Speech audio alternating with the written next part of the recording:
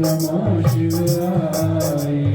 ओम नमो शिवाय। ओम नमो शिवाय। ओम नमो शिवाय। ओम नमो शिवाय। ओम नमो शिवाय। ओम नमो शिवाय। ओम कलिं कृष्णाय नमो। ओम कलिं कृष्णाय नमो। ओम कलिं कृष्णाय नमो। ओम कलिं कृष्णाय नमो।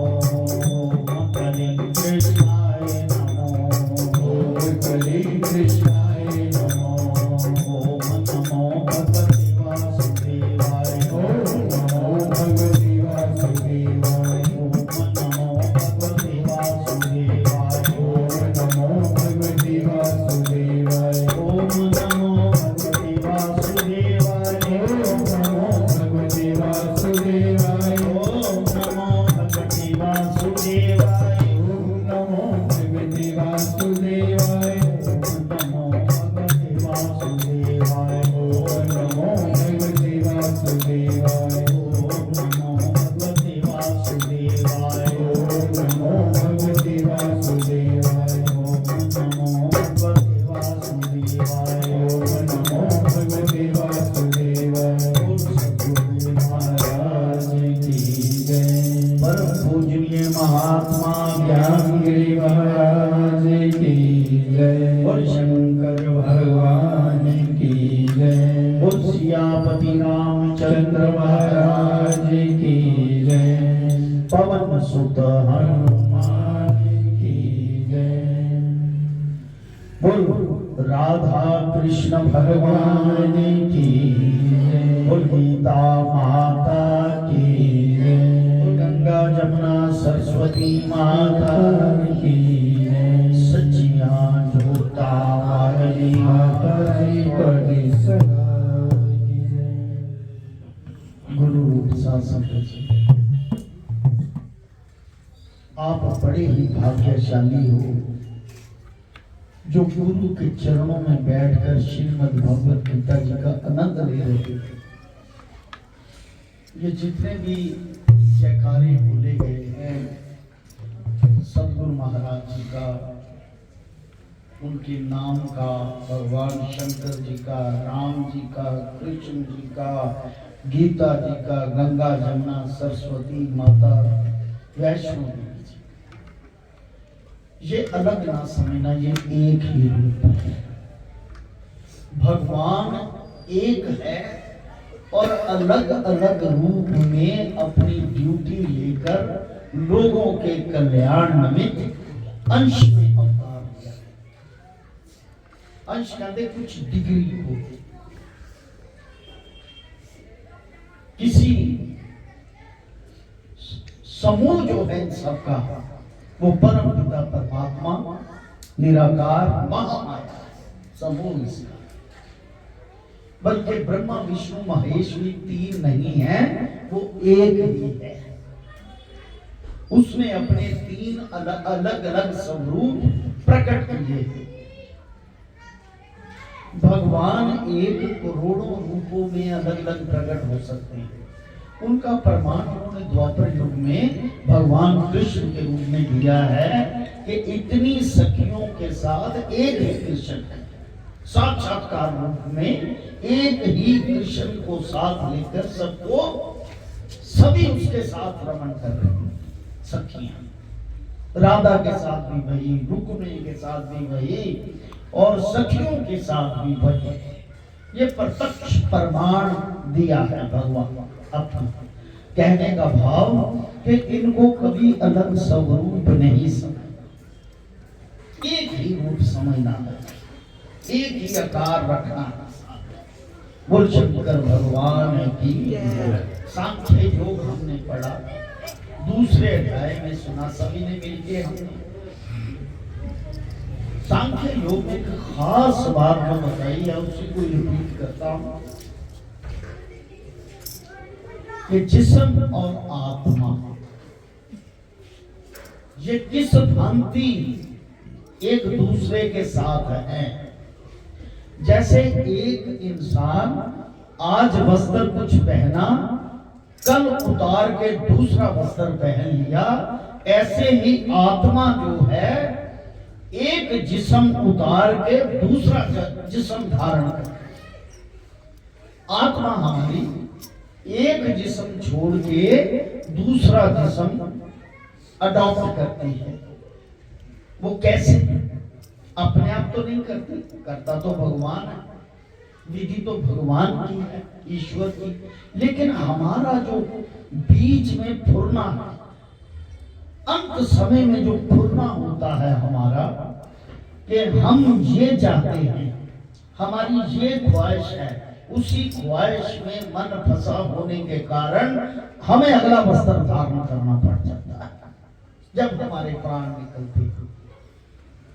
तो संत लोगों ने एक युक्ति इसकी निकाली कि कैसे इनको माया के चक्कर से निकाला जाए। ये तो सामाजिक तौर पे, मानसिक तौर पे बहन भाइयों के साथ मिलके, दोस्तों के साथ मिलके, वैसी संगत के साथ मिलके कर्म करना शुरू कर दिया इन लोगों ने।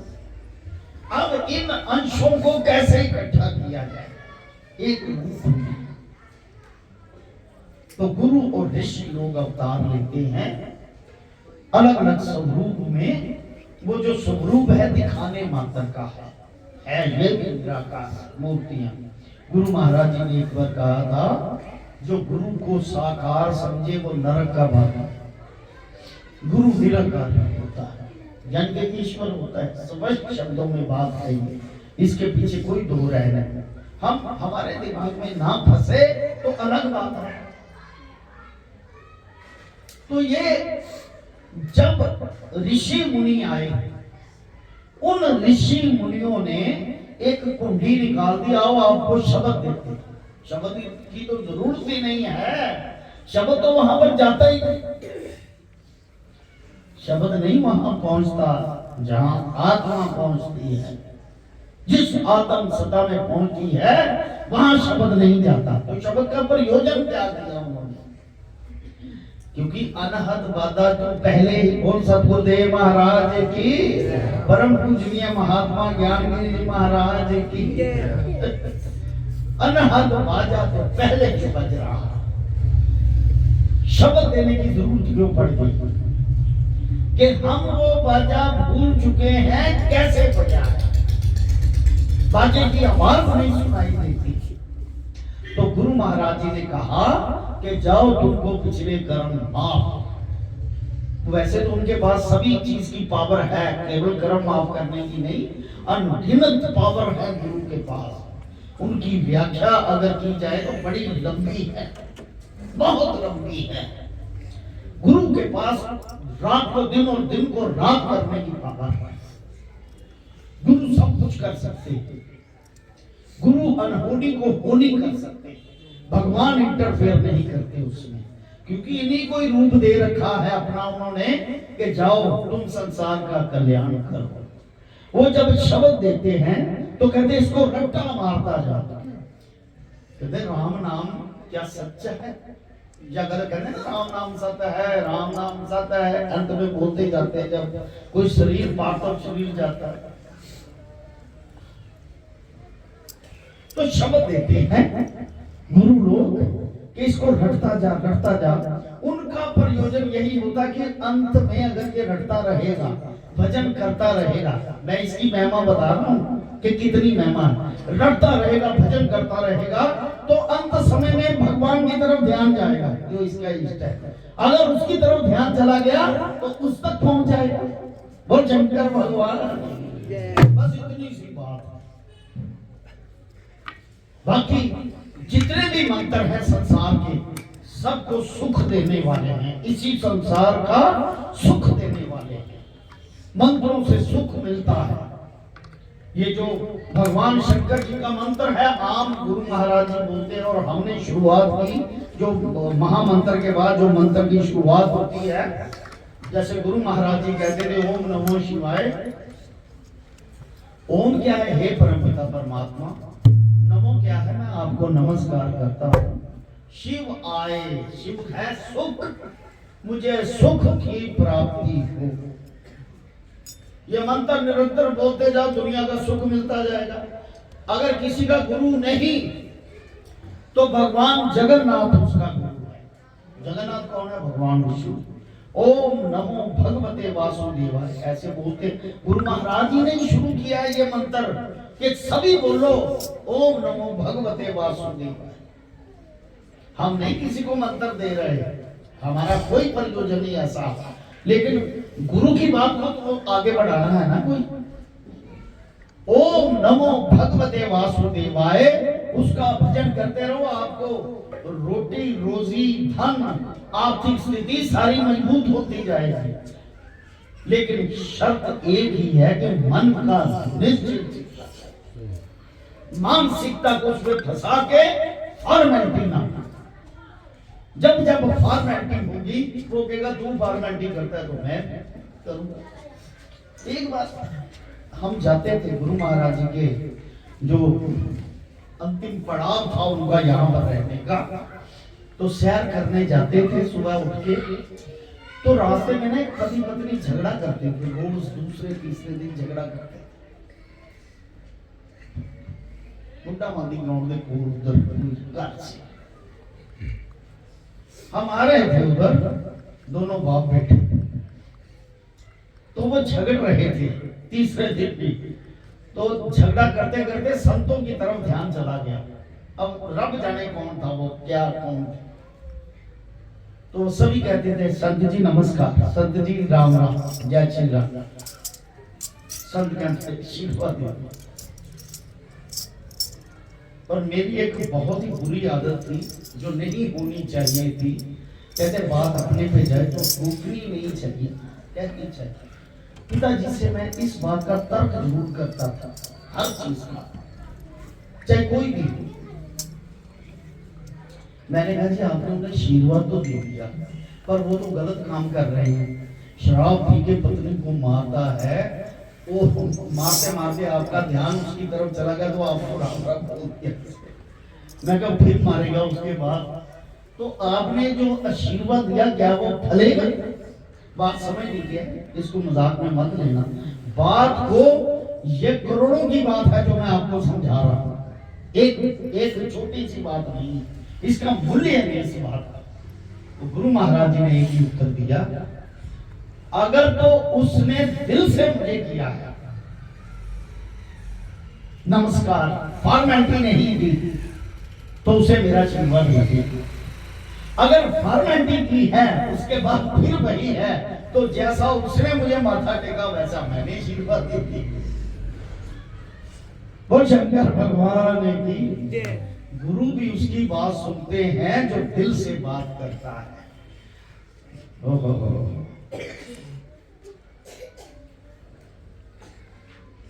बोल सतगुरुदेव महाराज की, परम पूजनीय महात्मा ज्ञानगिरी जी महाराज की।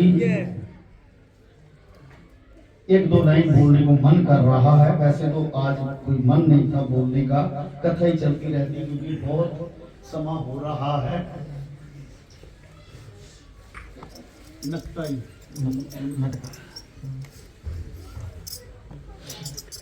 मेरे दिल में ये तेरे सिवा कौन है,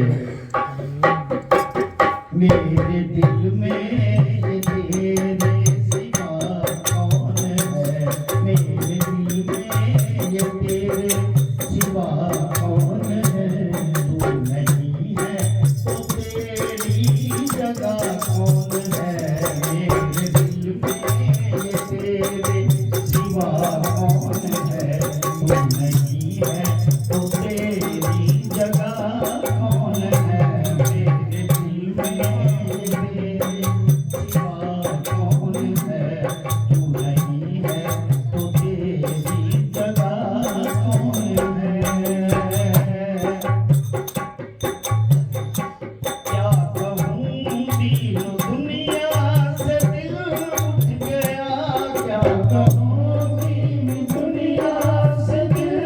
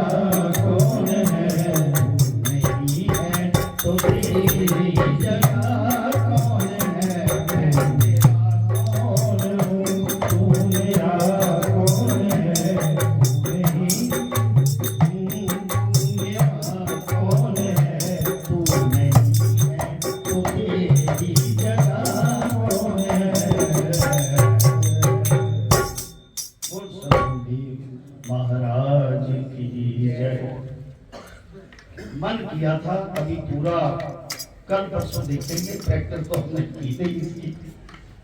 मेरे दिल में ये तेरे सिवा कौन है, तू नहीं है तो तेरी जगह कौन है। तूने जाते हुए ये बताया नहीं मैं तेरा कौन हूं, तू मेरा कौन है। ये बहुत अच्छे शब्द हैं जो दिल को चोट लगने के लिए काफी, दिल को उसके साथ जोड़ने के लिए काफी। तो कहने का भाव ईश्वर के साथ अपने आप को जोड़ो ताकि ये वस्त्र बदलने और आत्मा का और जिस्म का नाता है वो खत्म हो जाए, आत्मा अपनी आत्मा में जा। श्री राम जय राम जय जय राम, जय जय राम, श्री राम जय राम जय जय राम,